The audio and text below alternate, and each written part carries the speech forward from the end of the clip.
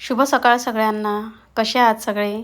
तर सगळे मजेत असेल, आनंदी असेल, तसेच स्वस्त असेल आणि असायलाच पाहिजे, अशीच मी बाप्पांच्या चरणी प्रार्थना करते. तर आता सकाळच्या कामांना माझ्या सगळी सुरुवात झालेली आहे. तर आधी सगळा पोर्च वगैरे ना झाडून घेतला मी आणि त्यानंतर आता मुलं तर गेलेली होती शाळेला, ट्युशनला. त्यानंतर आता घर वगैरे पण आवरून घ्यायचं होतं मला. तसं अजून आज थोडं मला एक्स्ट्रा काम वगैरे काढायचं आहे. जसं की आता श्रावण महिना सुरू होणार आहे आणि त्याच्यासाठी मला थोडंसं घरामध्ये क्लिनिंग वगैरे किचनची करून घ्यायची होती. पण म्हटलं त्याआधी थोडं घर वगैरे आवरून घरातलं वगैरे थोडं नीटनेटकं सगळं करून घेते आणि त्यानंतर मग किचनमधलं काम करायला घेते. कारण एकदा मग ते किचनमधलं सगळं ते काम करायला घेतलं की मग त्याच्यामध्ये बराच वेळ जातो आणि बाकीचंही सगळं घर मग बाकी रूमा वगैरे ना तशाच सगळ्या पडून राहतात. म्हणून म्हटलं आधी सगळ्या ते आवरून घेते मी आणि त्यानंतर मग निवांत मग किचनमधलं जे काही मला करायचं आहे ते सगळं करायला घेते. कारण एकदा आपण कुठलीही क्लिनिंग वगैरे काढली की जोपर्यंत ती काही पूर्ण होत नाही तोपर्यंत मग तिथनं ना मग हलावंसंही वाटत नाही. आणि म्हणून म्हटलं ह्या 3 रूमा क्लीन राहिल्या की मग मला इकडे बघायची गरज नाही आहे नंतर. तर चला आता घरातलं वगैरे ना सगळं आवरून घेतलं मी. बेडरूममधलं दोनही आणि हॉलमधलं वगैरे झाडझूड वगैरे करून घेतली सगळं आवरून. त्यानंतर मी सगळ्या घराला पोछा देखील मारून घेतलेला होता, म्हणजे किचनलासुद्धा मारून घेतलेला होता. म्हटलं सगळे कामं वगैरे झाल्यानंतर परत एकदा मी किचनला पोछा मारून घेईल. पण आधी आता सगळं घरच मी एकदा झाडून सगळं पुसून घेतलेलं होतं. तर आता जसं की श्रावण महिना सुरू होणार आहे. उद्या आषाढ अमावस्या आहे. तर आषाढ अमावस्यानंतर श्रावण महिना हा सुरू होऊन जातो. तर म्हटलं आता चला श्रावण महिना सुरू झाला की आपली सगळी सणं वगैरे सुरू होऊन जात असतात. म्हटलं त्याआधी थोडी किचनची वगैरे ना क्लिनिंग वगैरे करून घेते मी, म्हणून सगळं थोडंसं आवरायला घेतलं होतं. तर आपल्या बायकांची आपल्या घरातील सगळ्यात आवडीची जागा म्हटलं तर आपलं किचन असतं. कारण आपल्या दिवसाची सुरुवातही किचनमधून होत असते आणि दिवसाचा शेवटही आपल्या किचनमध्येच होत असतो.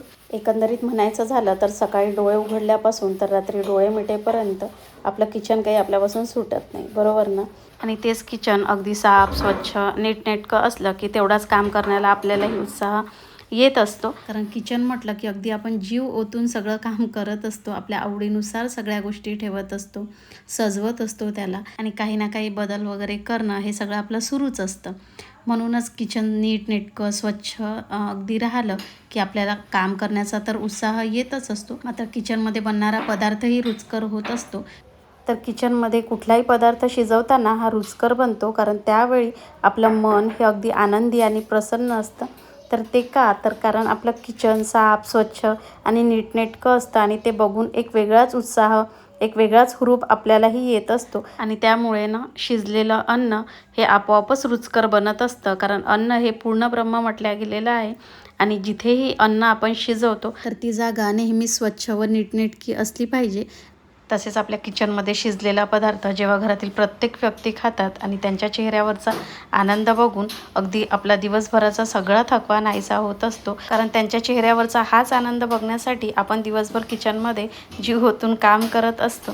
कसं असतं ना, सगळ्यांसाठी जेव्हा आपल्याला काहीतरी किचनमध्ये बनवायचं आहे तर अगदी आनंदाने आपण ते बनवतो. मात्र स्वतःसाठी काहीतरी बनवायचं म्हटलं तर आपल्याला कंटाळा येतो, बरोबर ना? तर चला आता भरपूर गप्पा झाल्या तुमच्यासोबत आणि भरपूर अशी कामंही झाली. तर जसं की आता श्रावण महिना सुरू होणार आहे उद्यापासून, कारण उद्या आहे आषाढ अमावस्या.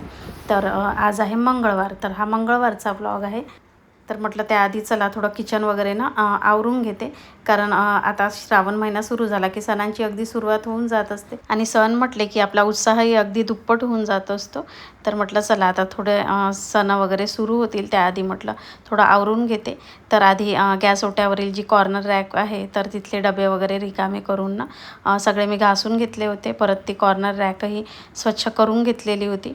त्यानंतर मग ही स्टीलची रॅकही सगळी रिकामी करून घेतलेली होती मी आणि त्यानंतर सगळी ती रॅक वगैरे ना पुसून घेतली आणि तिथले सगळे पेपर वगैरे पण मी चेंज करून घेतले आणि त्यानंतर मग सगळ्या भरण्या वगैरे पुसून जागच्या जागी ठेवून दिल्या.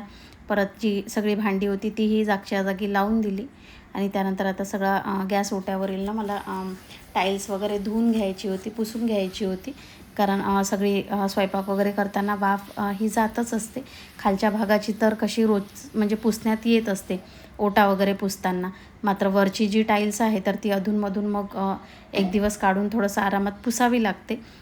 कारण सगळी वाफ वगैरे पण जात असते. परत काही आपण तळण वगैरे करतो त्याचा तेलकटपणाही सगळा उडत असतो आणि मग त्यावर सगळी धूळ वगैरे बसली की ते सगळं चिकट होत असतं.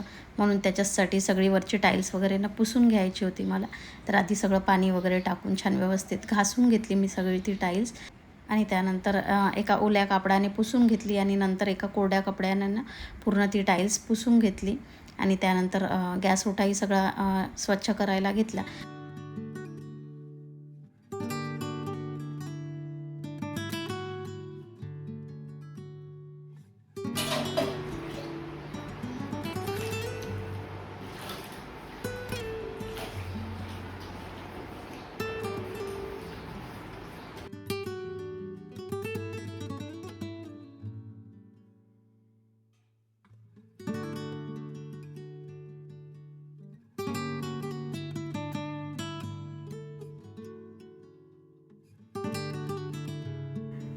तर चला इकडे आता गॅस ओटा वगैरे सगळा स्वच्छ करून झालेला होता आणि टाईल्सही छान अशी शायनिंग करत होती, अगदी मस्त चमकत होती आणि गॅस ओटाही छान असा चमकत होता. तसं तर रोजच स्वच्छ करण्यात येतो, मात्र कधीकधी थोडी जास्त आपण त्याच्यावर मेहनत घेतली की तो अजून थोडासा छान चमकतो. तर चला आता ओटा वगैरे झाला माझा स्वच्छ करून आणि त्यानंतर आता थोडा फ्रीज मला क्लीन करून घ्यायचा होता. तर तो आधी सगळा ना रिकामा करून घेतला आणि त्यानंतर सगळा पुसायला घेतला. तर आधी सगळा थोडा ओल्या कापडाने ना पुसून घेतला मी तो आणि त्यानंतर मग एका कोरड्या कापडाने पुसून घेतला.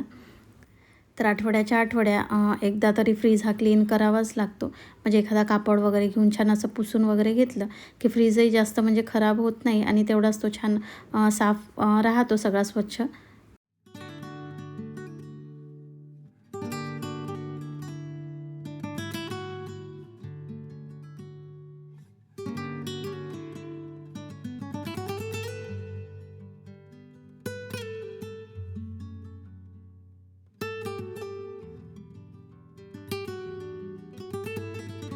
तर फ्रीज आता आतून बाहेरून सगळा माझा पुसून झालेला होता आणि त्यानंतर मग जे काही सगळ्या गोष्टी मी बाहेर काढून ठेवलेल्या होत्या तर त्या जागच्या जागी सगळ्या ठेवून दिल्या. तर सगळा फ्रीज स्वच्छ करून सगळं आतमध्ये वगैरे ठेवलं की अगदी खरंच खूप छान वाटतं सगळं बघून. आणि त्यानंतर मग किचन वगैरे झाडून घेतलेलं होतं मी, कारण आता सगळा कचरा झालेला होता किचनमध्ये. सगळी साफसफाई झाली तर त्यानंतर मग सगळा पोछा वगैरे किचनला मी मारून घेतला. तर चला श्रावण महिन्याआधी जी काही क्लिनिंग सगळी मला किचनची करायची होती ती माझी झालेली होती. तर तुमची ही क्लिनिंग वगैरे झाली का नक्की कॉमेंटमध्ये सांगा. आणि खरंच कधीकधी अशी डीप क्लिनिंग वगैरे झाली की अगदी वेगळे पण जाणवायला लागतं घरामध्ये आणि एक वेगळाच उत्साह येत असतो सगळ्या कामांना. तर चला आता इथेच ब्लॉगचा एंड करते. तर आजचा ब्लॉग तुम्हाला कसा वाटला नक्की कॉमेंटमध्ये सांगा. त्याचबरोबर आवडला असल्यास जरूर लाईक करा आणि आपल्या चॅनलवर जर कोणी नवीन असेल अजूनपर्यंत चॅनलला जर सबस्क्राईब केलं नसेल तर पटकन सबस्क्राईब करून घ्या. तर भेटूया अशाच एका छानशा ब्लॉगमध्ये. तोपर्यंत बाय बाय.